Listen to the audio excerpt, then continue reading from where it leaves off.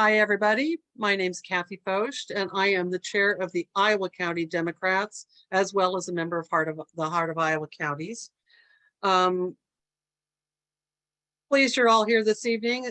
This evening's event is being co-hosted by the Heart of Iowa, the Iowa Democratic Party Stonewall Caucus, and the Iowa Democratic Party Women's Caucus. We all appreciate you being here. Before we start, just a few housekeeping items. We are live streaming to the Heart of Iowa Dems Facebook page tonight. I'll put the link in the chat when I'm done speaking here. And we'll also post this recording very soon on YouTube. I'll send out links for both the Facebook recording and the YouTube recording in an email to you tomorrow or the next day. You can also view a transcript of this by selecting live transcription at the bottom of your page on the toolbar. If you have a question this evening, drop it in the chat room by clicking the chat button. We're going to start with a couple of comments and questions that were submitted in advance, and then we're going to get to as many of the chat room questions as we can.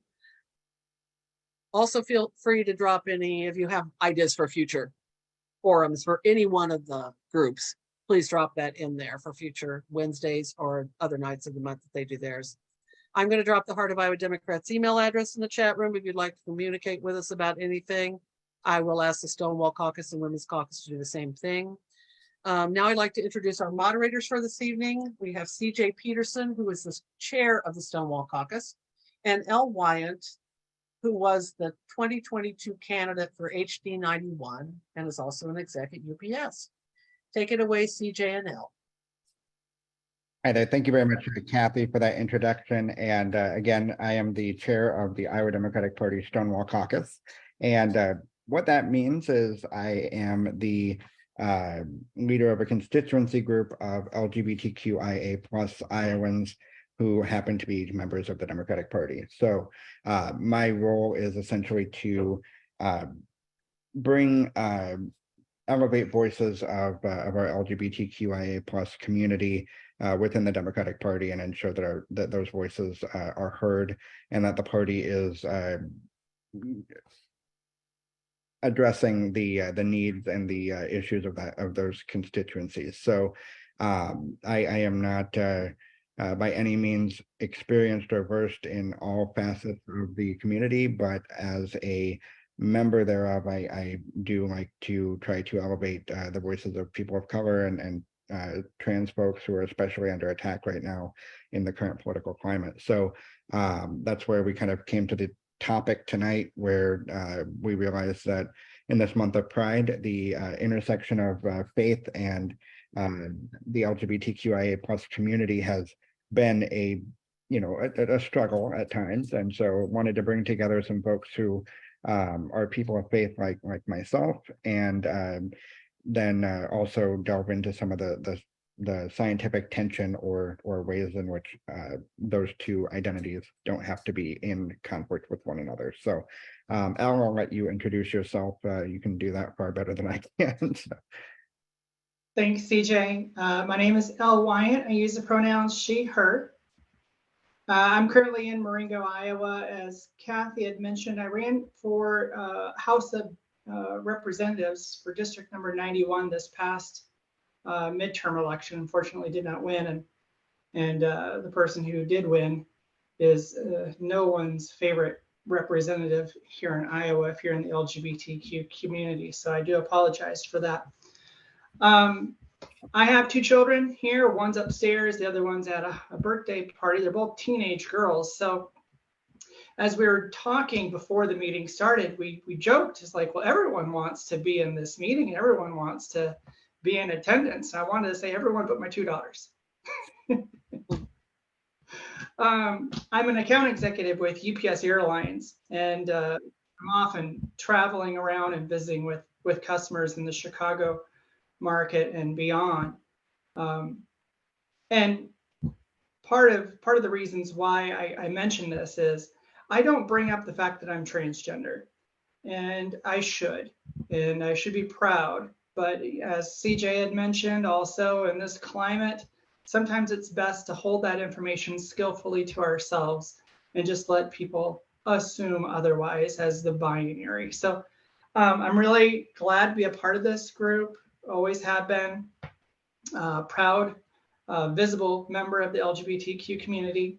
I was the chairwoman of our business resource group for UPS that covered 6 states around the upper Midwest, and done various speaking engagements at the University of Iowa, and was a former board of director at a nonprofit called One Iowa in Des Moines. I just recently resigned from that position. So really glad to be here. I have my own unique set of experiences, both in the LGBTQ community and maybe to some extent, even my past experiences within religious beliefs. So I believe we are ready to introduce our 2 special guests for the night.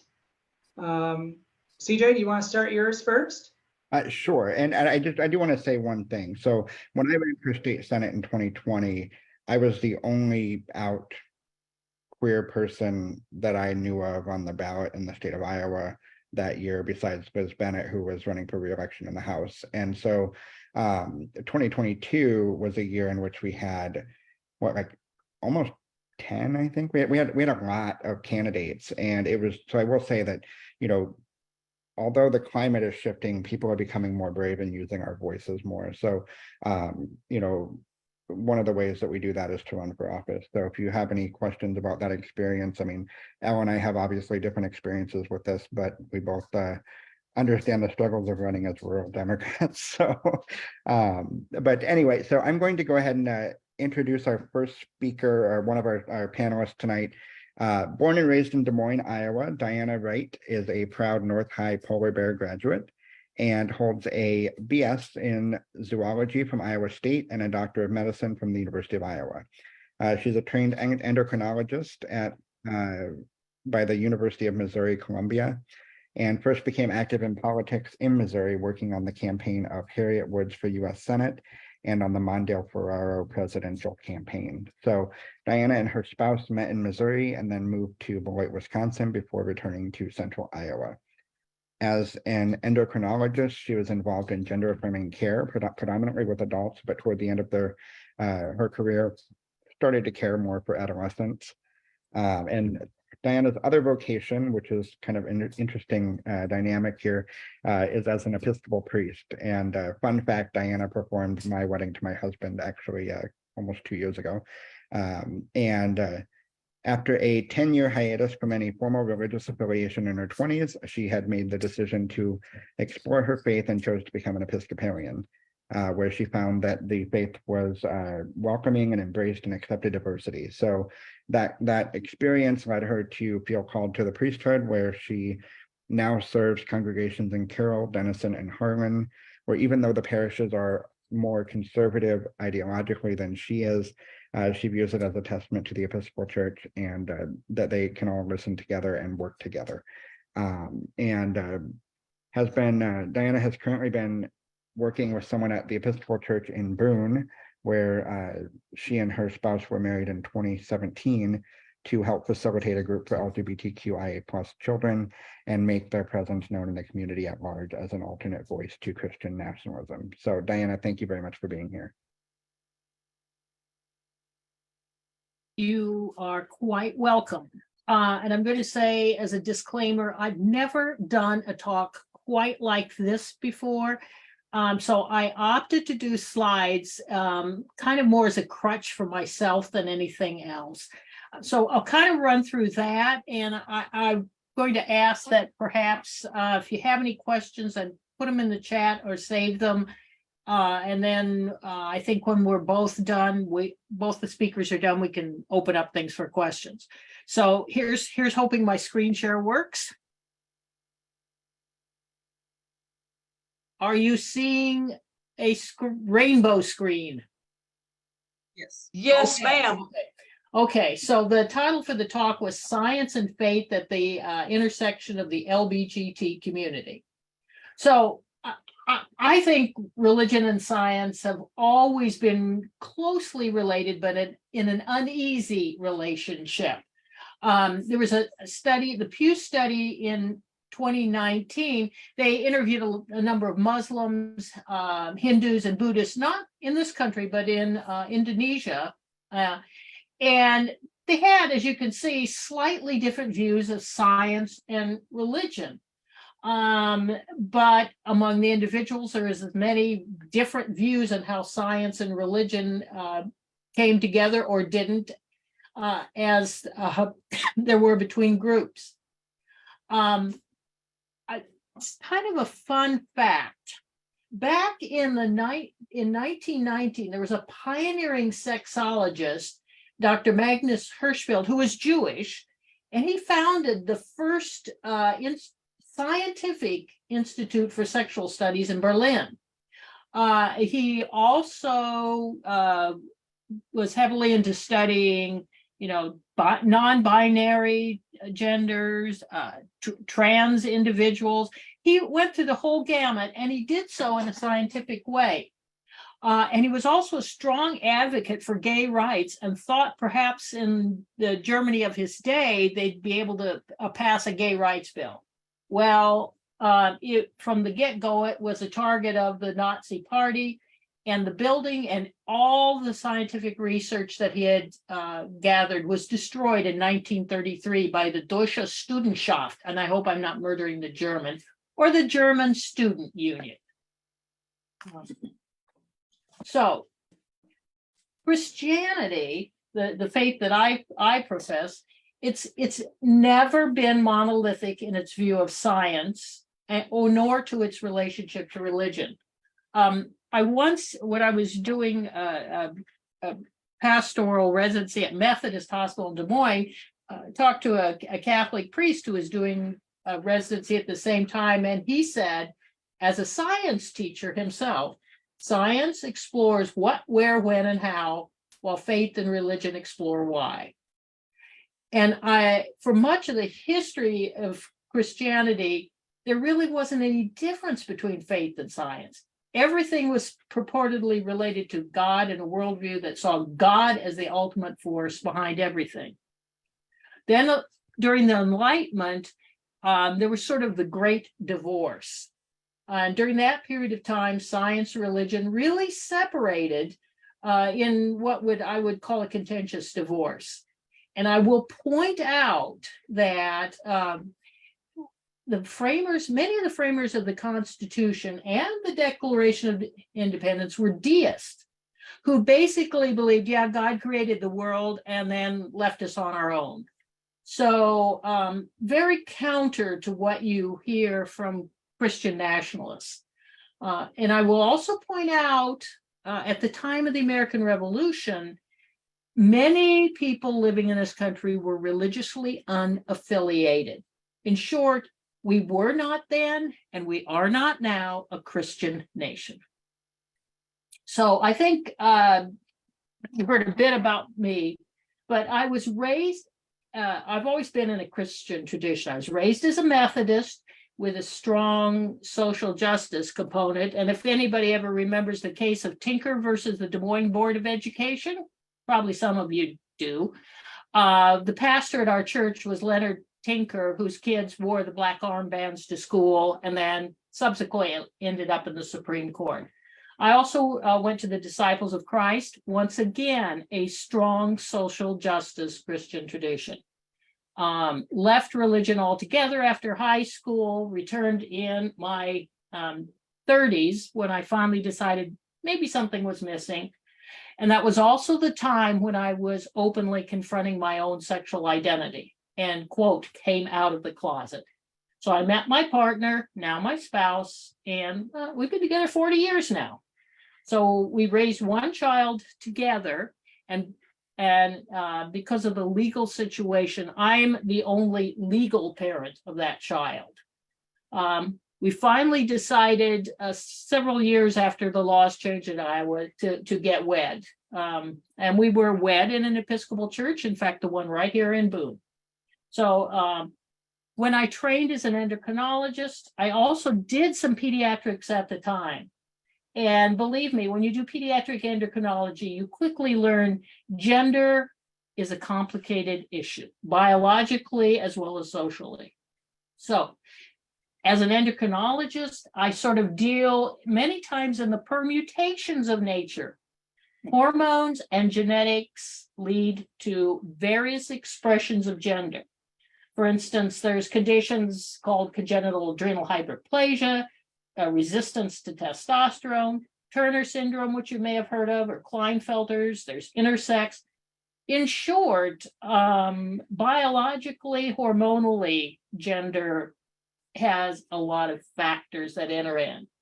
But even with that, gender identity is complex, and it's probably more related to your brain than your gonads. So, again, switching gears, around in the mid-2000s, after being in the Episcopal Church for about 20 years, I felt a call to ordained ministry. And at that point, the Episcopal Church had become very different from the church as it would have been known in the 60s, 70s, 80s, or maybe even the early 90s. It was very welcoming, very inclusive, and was very much in the forefront of social justice.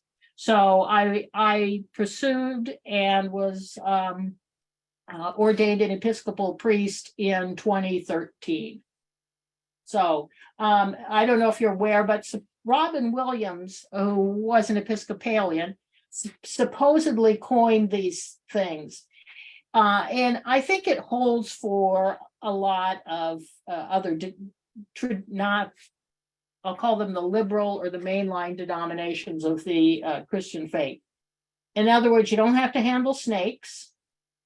You can believe in dinosaurs, i.e. science. Male and female, God created them and we ordain them, and anything in between. You don't have to check your brains at the door. You can think and you can ask questions. And then the other stuff is kind of less related to the topic. But we do kind of like the pageantry. So yeah. A Catholic who was also a paleontologist, and I think he was in the Order of St. Francis, either that or he was in the Order of the Dominicans. I can't remember which, but anyway, he was a well-noted paleontologist, and he said religion and science are two conjugated faces or phases of one and the same complete act of knowledge. So one can embrace the past and the future of the evolution, and using faith, contemplate and measure and fulfill them. A Franciscan father, Richard Rohr, said it more succinctly. Most of us were taught that God would love us if and when we change. In fact, God loves you so that you can change. So he goes on and talks about the power of love rather than the power of belief. And then our own presiding bishop uses our mantra, which we call the way of love. And basically that's telling you sort of where I come down on my own personal faith, my own personal views. Okay. Then we have Christian nationalism, which is a worldview where the state and the church, and I say the church because it's Christian nationalism, they co-opt one another, and the church becomes a arm of the state. It probably reached its worst expression under Nazi Germany, but that's not the only place. And as our friends the Mennonites say, it's a form of political idolatry, and it distorts everything. And I think it's something we need to understand and be very careful of, and we need to combat no matter what our views are. In 2022, you may be familiar with the Southern Poverty Law Center, and their director stated this in their report: the hard right movement mobilized hate and extremism from the main street mainstream to the main street. And we all saw that in spades last year. No denying what's going on and what happened that last year and this year. And I think that oh yes, and they also put what is that group? Mothers, well, it's in my footnotes, which I can't get to. What Moms is? for Liberty. Hmm? Is it the Moms for Liberty? Yes. This group is now labeled that group as a right-wing extremist group. So it's, in my opinion, we've got a vocal minority hijacking any conversation around science and sexuality using religion as a crutch. I think it's important that all other views be expressed and that we call out those lies. Democrats have never been particularly comfortable about talking about religion and humanism in public. And I'm going to put out a plea tonight that I don't care where you are on the faith spectrum. I don't care if you're an atheist, an agnostic, I don't care. I think you need to get comfortable talking about it. And there was a couple, one book, you may have heard of Jesus and John Wayne. I don't know, some of you have probably read it. And just today, I heard about a book which I have not yet read, Science and the Religions in America, which might be a good reference for people. So, and then I just put these in this as sources where you could find more information about Christian nationalism and ways that you can learn to combat it. Because I think that's one of the things we're going to have to do if we're going to defend our community, the LGBT community, if we're going to defend democracy itself. So, and then I also put some references, and I think the slide set can be set out for faith and the LGBTQ plus community advocacy. These are particularly good sources, I thought. So, and finally, and I said this was in no particular good order. It's another thing that people need to do, because you always hear people quoting the Bible saying how wrong it is to be a member of the LGBTQ community.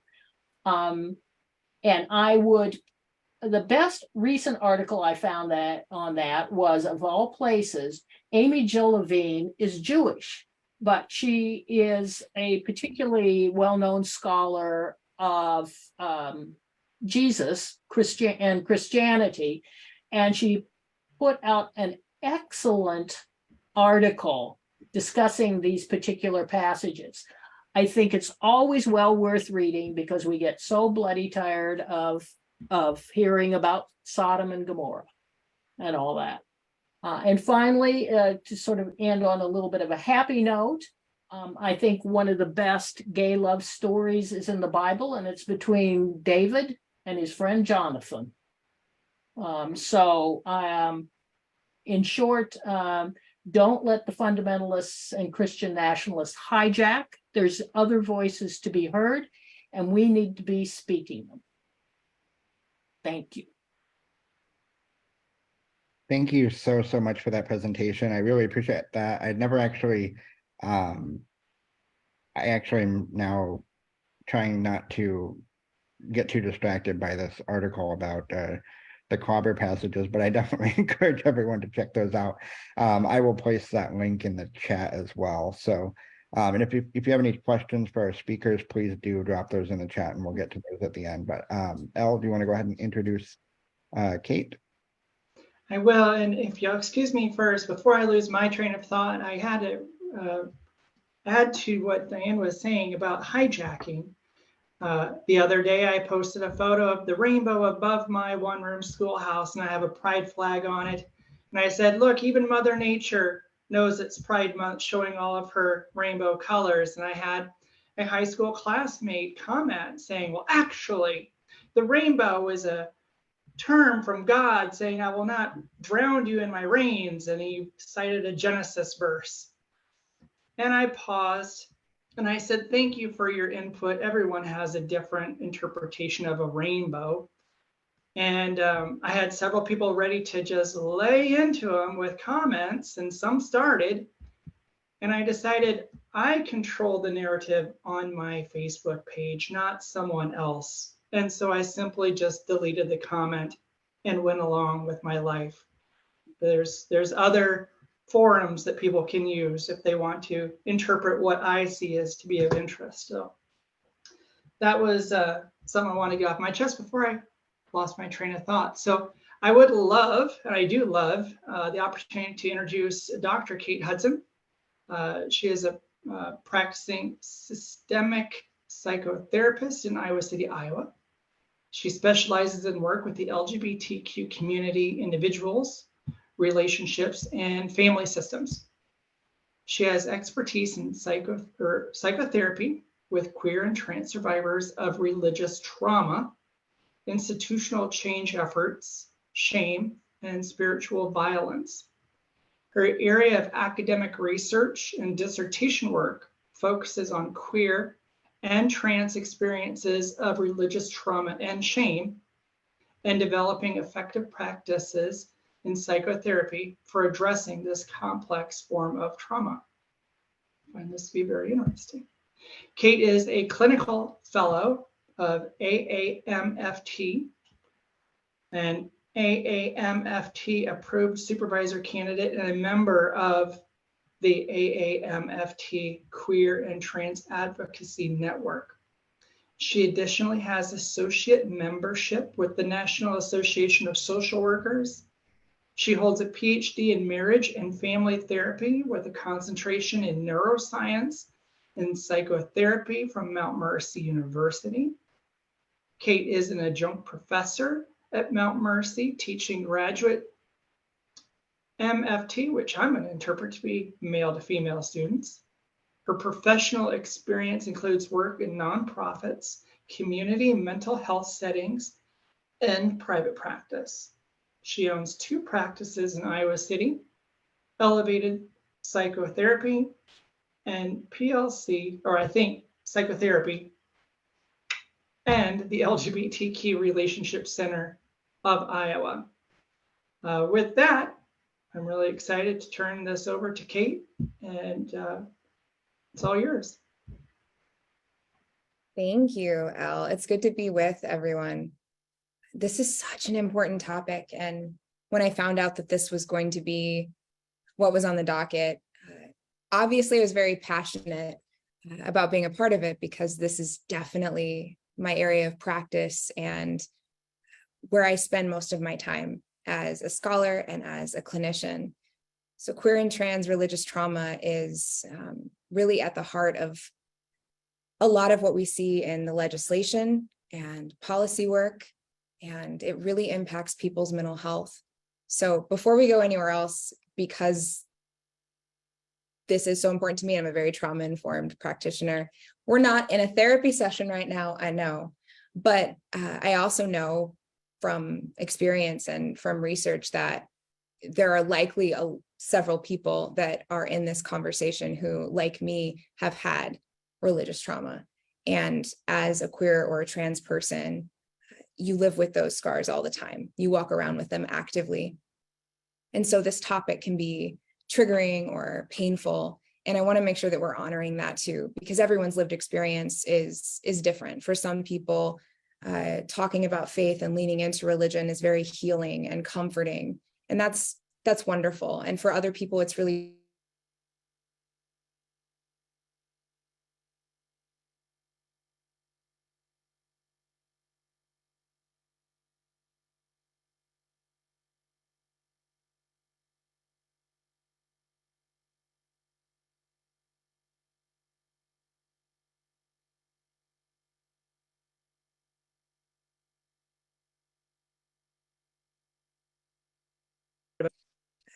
both religion and science give us some type of structure for what would otherwise feel like the chaos of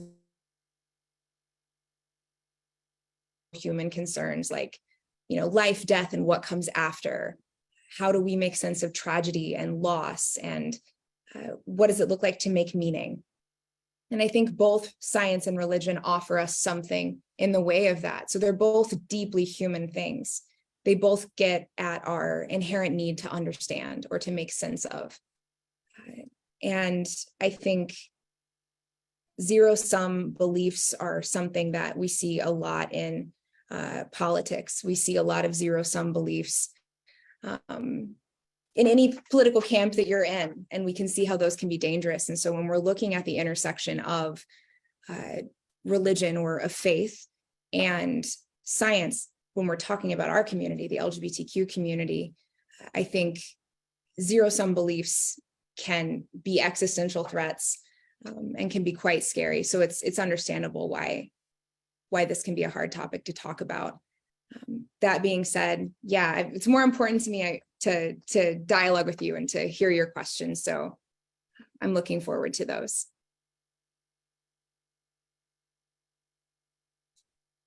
All right, thank you, Kate. Thank you for your introduction as well. CJ and Genevieve, do we have some questions that maybe I have not seen that we have started already, or does someone want to raise their hand and or introduce something in our chat room?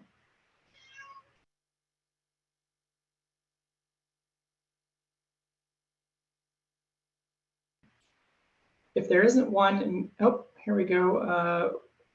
From Roberta, Kate, maybe you can explain this further. What is zero-sum beliefs? This is such an important question. This came from Roberta. Yes. Wonderful question. Zero-sum beliefs, they come from this concept of a zero-sum game. So it's win or lose mentality. And the only way that I can win is if you lose. So I think we see that show up ideologically. A good example of it is what's happening, the 29 plus, I think it might have been over 30, the onslaught of anti-LGBTQ legislation we saw coming from the right in Iowa. This belief that the existence of LGBTQ people or trans people having access to proper health care, that these things are somehow a threat, or their existence is not okay. It's a threat to my existence. If this is allowed to happen, it somehow threatens me and my well-being. Those are zero-sum types of beliefs, you know, like you must lose for me to win. It's a way of viewing my welfare as being separate from your welfare instead of a more community-minded, well, my welfare really isn't separate from your welfare. Does that make sense? And I would also add that it's also the idea that resources are extremely limited. Yes. And if you get something, I can't have it. So it's a narrative that's often used by people in power to control people who don't have power by manipulating and pitting groups against each other. You know, like the idea of, oh, let's cut SNAP benefits because that's going to save money. Let's do this because, and so that's another way of looking at this zero-sum thing. And it's also, that's clearly a false narrative as well. Perfect. Thank you very much for answering that question, Kate. And the next question I want to send to either of you or both is what impact do these religious attacks or legislative attacks have on LGBTQ people's mental health? All right, let's just dive in. Let's just dive into that. It's devastating. It's devastating. I want to talk about research with that, but I also just want to talk anecdotally about my own experience as a queer psychotherapist and someone who has a network of other queer psychotherapists. And I want to focus on Iowa, but this is obviously happening nationwide. and colleagues of mine across the country are saying and seeing the same things. Suicide attempts, calls to suicide hotlines have skyrocketed. We were on an upward trajectory in 2016. But when all of this legislation, all of these proposed bills came out, it's a tremendous amount of psychological violence that took place. So, I mean, it's devastating. And that's anecdotal, but I can talk about actual research. We don't have stats yet for 2023 and what we're seeing in 2023. My anticipation is that they're going to be worse than what I'm about to talk to you about in 2022. But in 2022, the Trevor Project, which is the leading national organization that focuses on the mental health of LGBTQ youth, they did a study, and it was a national survey, but they also looked at individual states. And in Iowa, they found that in 2022, over 50% of LGBTQ youth seriously considered suicide, and over 22% attempted suicide. That's staggering. And in 2022, they found that nearly 90% of trans and non-binary youth in particular felt that their mental health had been negatively impacted by current discourse and legislation limiting trans rights and promoting discrimination. So, I mean, this is massive, particularly in Iowa. Some of those statistics that I also want to share with you from 2022, of the trans and non-binary youth that were polled, just of the sample size that they had, 74% reported feeling angry about the legislation. Nearly 60% reported experiencing stress. Over half reported feelings of sadness, and almost half of those polled said they felt scared and helpless. And 50%, nearly 50% stated that they felt hopeless. And that's our trans and non-binary youth here in Iowa. So this is a really important question. This is a really important question, and it really is life and death. It's like framing it any other way, I think, is disrespectful to our trans and non-binary youth, because it's life and death. So religious trauma, the area that I work in, yeah, it's devastating. It's devastating what's happening.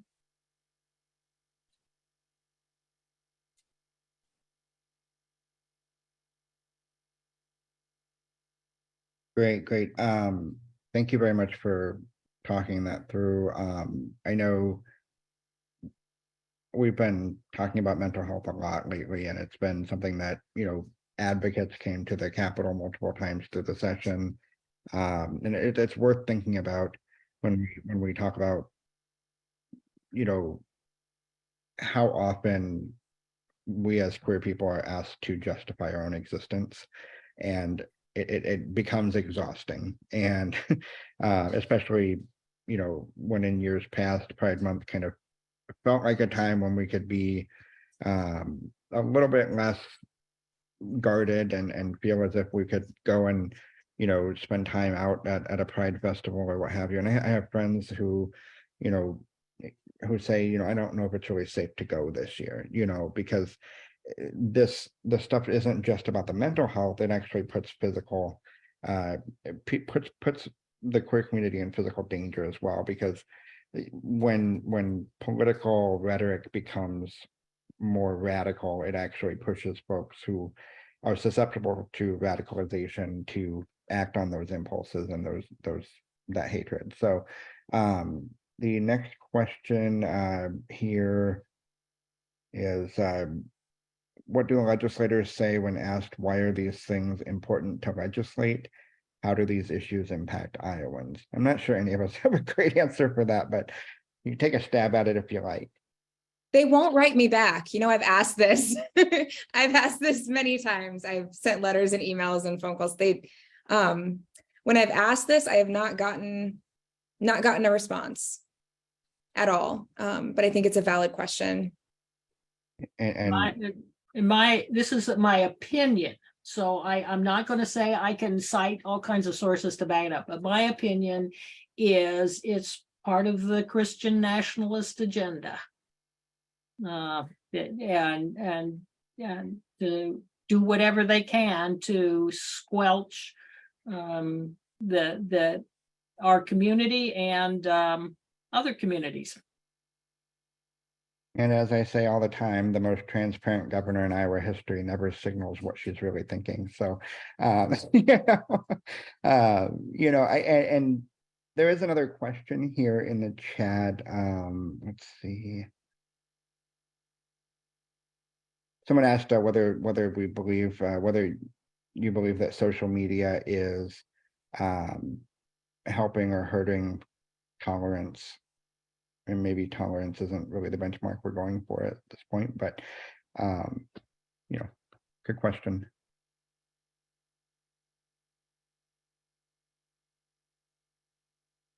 If I could, I know I'm not one of the two being asked, but ones that has two teenage girls who learn everything through TikTok, YouTube, much less Facebook or Instagram.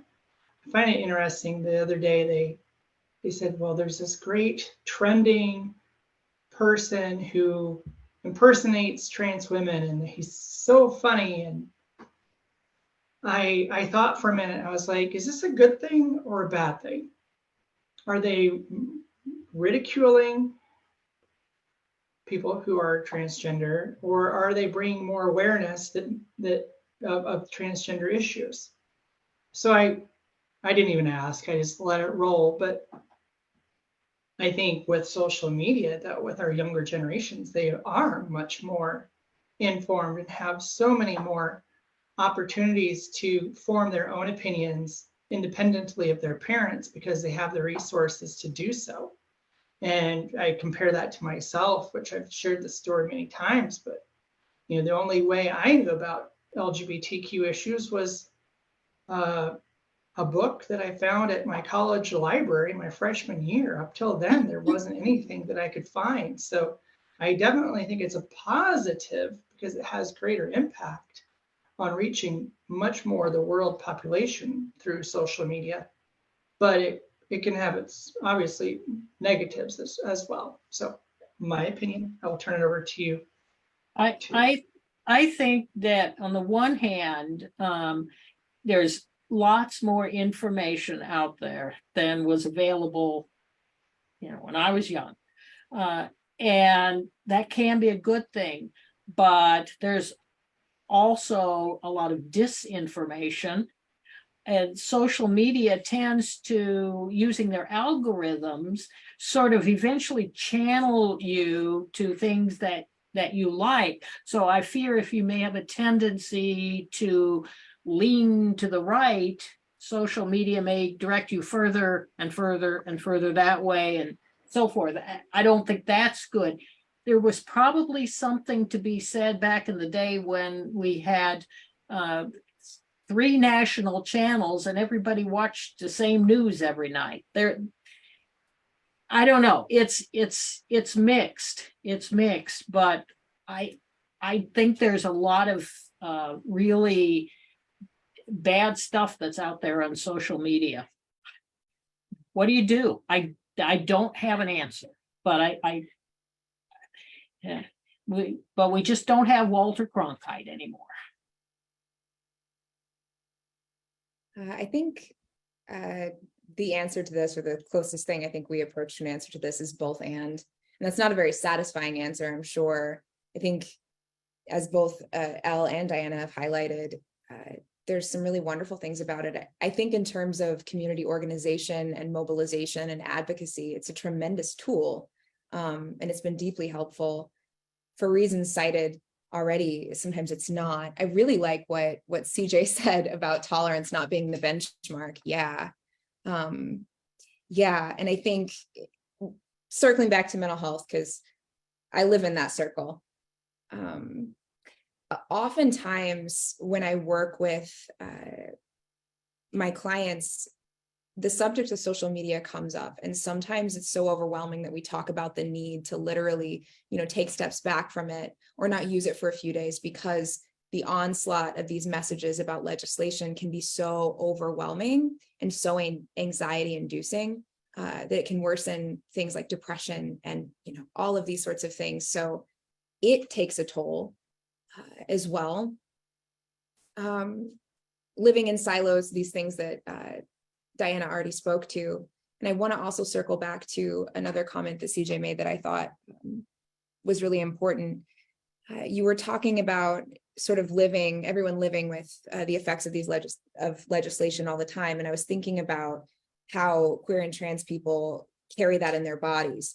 So you're always, when you think about going to pride events, or you're thinking about these other things that in a better world would be about celebration and wouldn't be scary, but we live in this one. And so it is scary that there's a lot of autonomic nervous system activation that happens for queer and trans people, that's sort of chronic, steady state occurring because of everything that's happening in our world, because of everything that's happening in our state with legislation.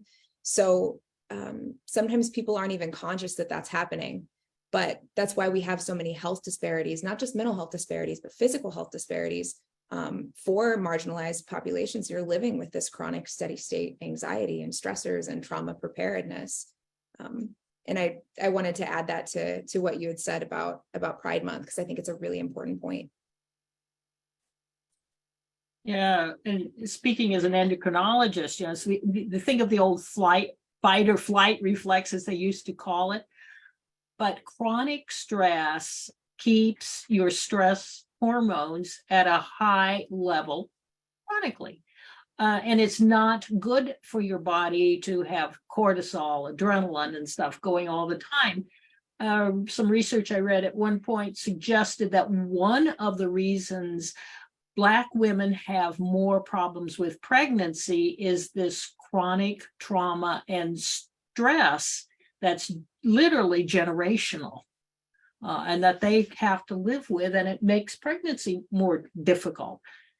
So yeah, when you're under that chronic stress, it takes its toll physically, believe me.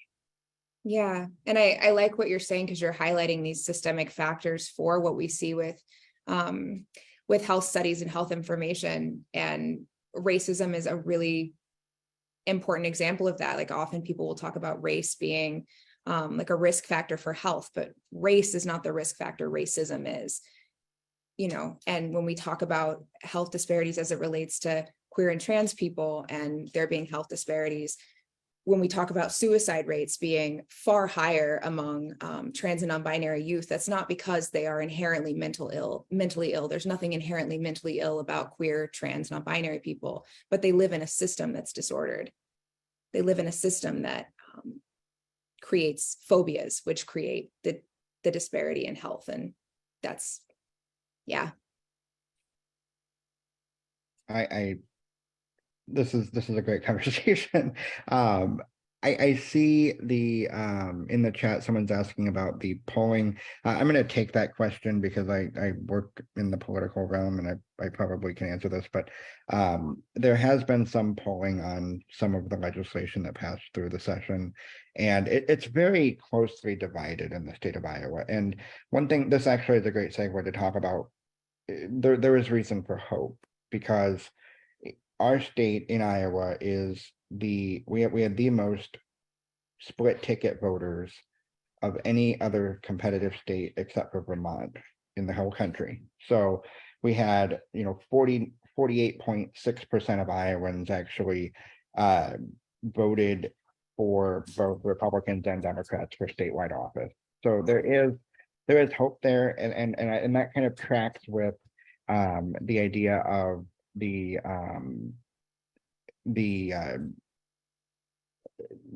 public support. But I understand the need to look at polls and to want to look at those, but we have to also realize that as folks who are involved in politics, it's also our job to move people away from the idea that just because something is popular doesn't always mean that it's the right thing to do.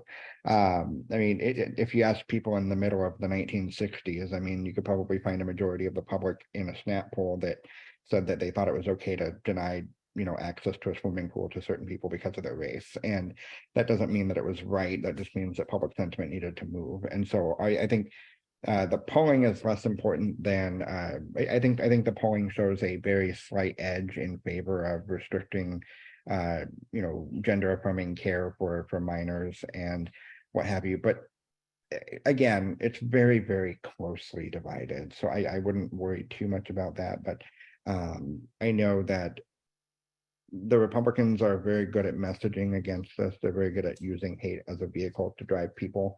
And I think the most important thing that we can do is to, educate folks. That's why we have these events. But the last thing I want to do is looks like we've got a couple of questions that are dropping in here. So being from small rural counties, moderate, that's me. Okay. In what way did we become part of the LGBT community, and how did that affect? Okay, so I actually, my story of jumping into my state Senate race was in 2020. I actually decided to run for the state Senate on Wednesday, and Friday that week was the filing deadline to run for state Senate that year. And it was actually Tuesday night I was watching TV, and it was the Michigan presidential primary, and both Joe Biden and Bernie Sanders both said, if you want to change something in your community, you should run for office. And I was like, you know what the heck, I'll do it. And lo and behold, I filed to run for office, and then the next day the governor shut the whole state down and told everyone to stop going to school and work and everything, right? So it was an interesting time, but being part of the LGBTQ community was very much a factor for me, because the individuals running for the Republican nomination for that seat were very homophobic and transphobic and lots of phobics, but and I think that whether or not it's a quote winnable endeavor, it's still important to give people hope and people a voice and a reason to vote and to organize, because whether it helps you or it helps someone else who's running statewide, organizing is always going to be the answer to fixing these long-term systemic problems. So that's why I joined and decided to run for office. I met a lot of great people. And I would say another thing, I actually ran not for a legislative office, but for soil and water. So I'm a soil and water commissioner in Boone County. But because I am a physician, because I'm relatively speaking affluent, I think it's important that I be out and open, because then people see somebody in my position, and I don't have, and by not hiding, I think having an out and open face, like those, especially those of us in small towns or rural communities, if you can be open and people see you're just another member of the community, that it's helpful. You can change people's hearts and minds that way. But a lot of people don't have that option. There's real risks in being out and open. Well, I'll finish this part of that question. And I live in Iowa County, and I know a few of the people here on the call know who I am. But I was a member of One Iowa's executive leadership class, or inaugural class, and the whole basis behind that training, it was a 6-month training of helping to get people who are in the LGBTQ community more informed and ready to be involved in civic responsibilities, whether it's running for a state house, being on a student or a school board, county supervisor. And with that, once again being with One Iowa, we co-hosted the Democratic presidential debate at Coe College, where Joe Biden, Elizabeth Warren, Amy Klobuchar, the number goes on. And I was privileged enough to be there as a I helped. And so I was behind the scenes. And really everyone was just, yes, they were much more informed, but they seemed normal to me. It wasn't as intimidating. And I had always felt in my mind that I had wanted to run for office, not necessarily as the mayor of Marengo, but something a little bit more substantial, not to make a big name for myself, but I felt like that's where I had a better impact. And I wanted to show others that there could be someone who is in the LGBTQ running for office and not to be afraid. And I do that also with my one-room schoolhouse and putting the pride flag out front, or wrapping the trees with pride colors. You know, you never know who it's going to impact or what it's going to have on different individuals. And I can share different stories about how that has had an impact. But I learned through running for office that there are a lot of supporters out there, and more of the Democratic Party, our support might be a little quieter. We're a little less loud and annoying and offensive as the Republicans, but we're still out there. And that's why it's important to kind of stand up and to at least try and fight the good fight, even if we know that maybe we're not going to win. So thanks for that question. I think that there's one or two others. And so CJ, do you want to read those off? Yeah, we're coming up close to the end of the time, but we do have a question here. Before closing, please leave us with a hopeful message and possible actions that people can take. As a mom of a trans daughter, I feel relieved by I relieve my anxiety by emailing legislators for what it's worth, and plans to walk in the Pride Parade this Saturday. Can walk with the Dems or with their church, Christ Episcopal. So thank you very much, Anne, for that question. And, I guess, I don't know who wants to take a stab at hopeful first. But I love hope. Yeah, for sure. That's a great way and I'll take a stab at it. Excellent. Yeah, I love hope. Hope is essential for life. One of the things that has given me a tremendous amount of hope, even just as a therapist, a queer therapist, we have an online network. It's almost like a support group, I guess, for all of us. And so when all of this was happening, it was wonderful to go to that and just see everyone like, hey, I'm a practitioner in Minnesota. What resources can I send you to make sure that your LGBTQ youth can get over here? Who can I connect you with? Seeing how everyone came together and just mobilized to how do we care for people? How do we get people what they need? How can I support you? That was so beautiful to see. And in the history of the LGBTQ community, we're really good at that.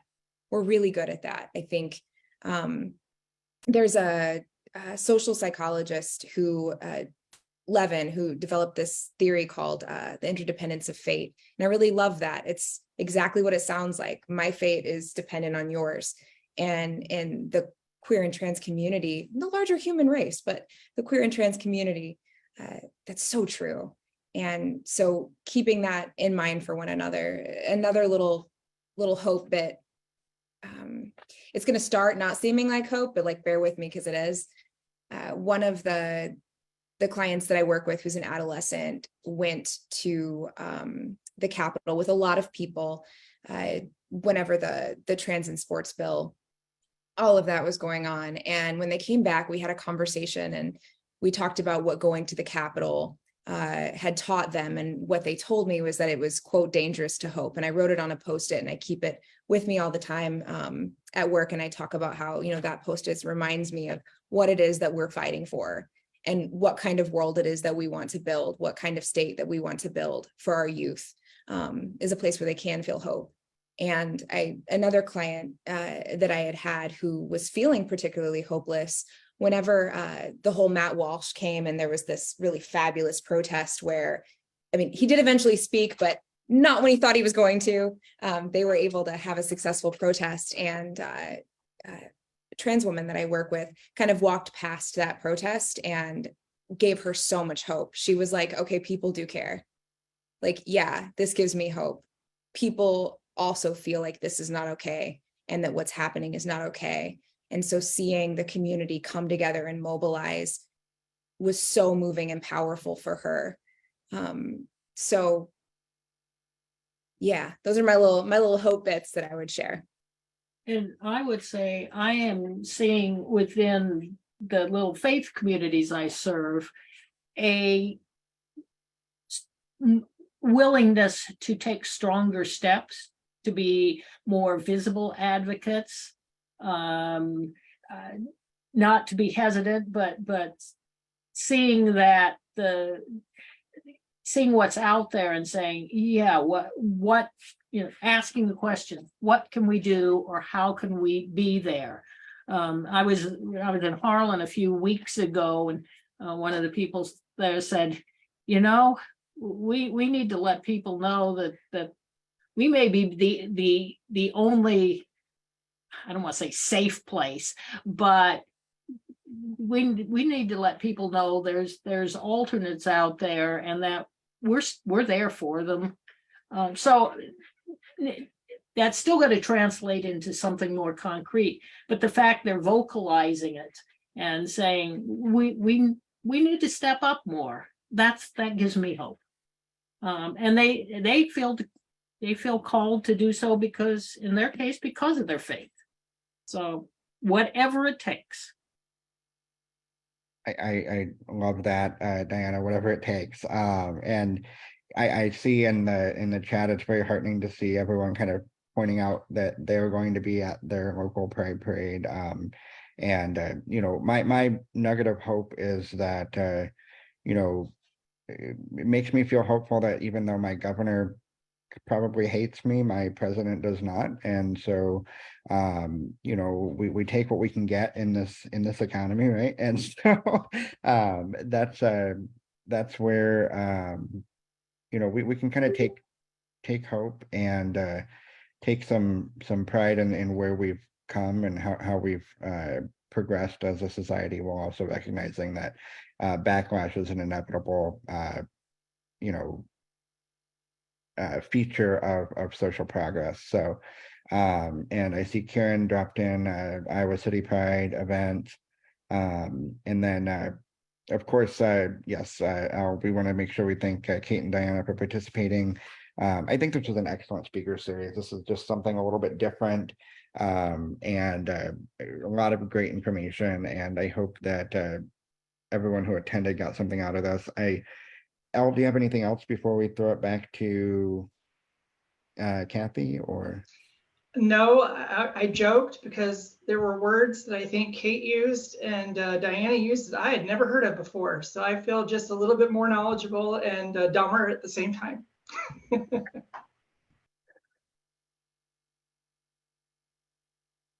all right, so Kathy, I think we're ready for you to give our I'll just close. I don't have much to say. I want to thank Kait and Diana again, and also Elle and CJ. I learned something tonight, and when CJ first suggested this title, Intersection of Science and Faith, I sat back and I thought, I don't think I've ever been to one Democratic thing where anybody had faith in the title, because we don't talk about it on this side of the aisle, and that's just silly. We should.